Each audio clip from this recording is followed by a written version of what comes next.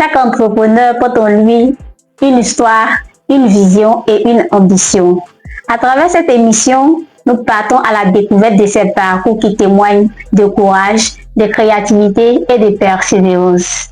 Vous suivez votre émission Le Plateau de l'Entrepreneur. Aujourd'hui, nous sommes avec M. Koulibaly, spécialisé dans la couture homme et la confection des tenues des entreprises.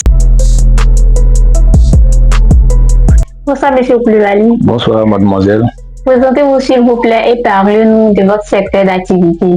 Je suis M. Koulibaly et Kafiele Soumaïla, connu sous le nom de Soumi. Je travaille beaucoup dans le domaine de la couture, précisément en couture homme et en confection de tenues, appelé équipement de travail. Ça fait 10 ans que je suis dans le domaine de l'entrepreneuriat, précisément à Fekesi, au quartier du Labogo. D'où vous êtes venu l'idée de l'entrepreneuriat? L'idée de l'entrepreneuriat m'est venue depuis le bas âge, vu que je partais à l'école d'abord, et puis pendant la crise, il y a eu tellement de choses que je me suis retrouvé en train de jouer au foot sans rien apprendre. Donc cela m'a envoyé vers la couture. Un grand frère qui m'a proposé d'aller dans la couture, d'aller apprendre le métier. Donc j'ai accepté. Je suis allé apprendre le métier. Quelles sont les principales difficultés que vous rencontrez au fur et à mesure dans votre secteur d'activité? Dans le secteur d'activité, dans la couture en ce moment, la difficulté c'est qu'on a un manque de personnel. Avoir la main d'œuvre, on n'arrive pas à avoir les employés pour travailler. Le problème c'est que la jeunesse ne veut pas apprendre aujourd'hui. Il ne veut pas se donner au boulot. Selon vous, qu'est-ce que vous distingue le plus des autres couturiers? Ce qui me distingue des autres couturiers, je me suis installé, je me suis donné la force de trouver des documents de travail, avoir les documents qui peuvent me permettre de collaborer avec d'autres entreprises en matière de marché. Parce que je me suis promené dans beaucoup d'entreprises, on me dit que ici les couturiers ne sont pas déclarés aux impôts. Donc je me suis mis à jour. J'ai trouvé les moyens forts pour trouver les documents et puis je m'approche auprès des entreprises, me donne des marchés aussi. Selon vous, l'activité que vous exercez aujourd'hui contribue au développement économique de notre région, précisément de la ville de Ferké? Oui, je peux dire que mon activité contribue au développement de la ville de Ferké. Oui, parce que j'emploie au moins 3 personnes qui travaillent avec moi, je les emploie et puis nous payons des impôts, nous on est déclarés aux impôts, on a des comptes contribuables. Les comptes contribuables permettent de faire plusieurs choses dans la ville et donner de la force aux caisses de l'État pour pouvoir faire venir le développement à Ferké Dougou. Quelle est la plus grosse difficulté que vous avez eue dans votre secteur d'activité? Dans notre secteur d'activité, la plus grosse difficulté, c'est que souvent on s'approche auprès d'autres entreprises qui nous disent qu'ils sont en train de travailler, ils travaillent avec d'autres personnes. Par contre, ils travaillent souvent, ils veulent travailler forcé avec leurs frères, ils veulent travailler forcé avec leurs amis qui ne sont pas dans la région.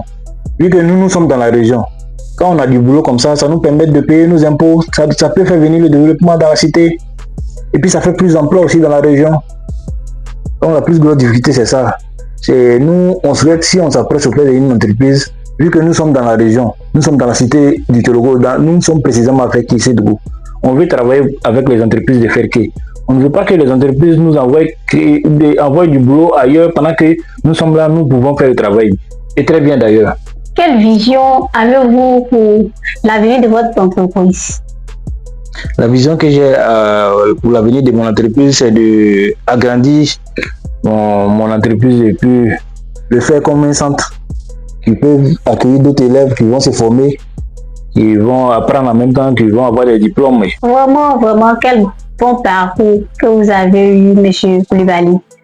À ce sens, quel conseil pouvez-vous donner aux jeunes qui hésitent encore à se lancer dans l'entrepreneuriat? Le conseil que je peux donner à la jeunesse de Ferké pour entreprendre, dit d'abord, et puis j'ai quelque chose que je voulais ajouter. Les gens pensent qu'en venant dans la couture, c'est de rater sa vie. C'est quand on rate sa vie qu'on vient dans la couture. Moi, je suis un exemple de Dieu, la couture m'a tout donné. Donc je me dis, on peut aller à l'école et puis aller apprendre un métier comme la couture qui peut nourrir son homme. Donc je donne ce conseil d'abord aux jeunes de la ville et puis je les encourage à venir dans la couture.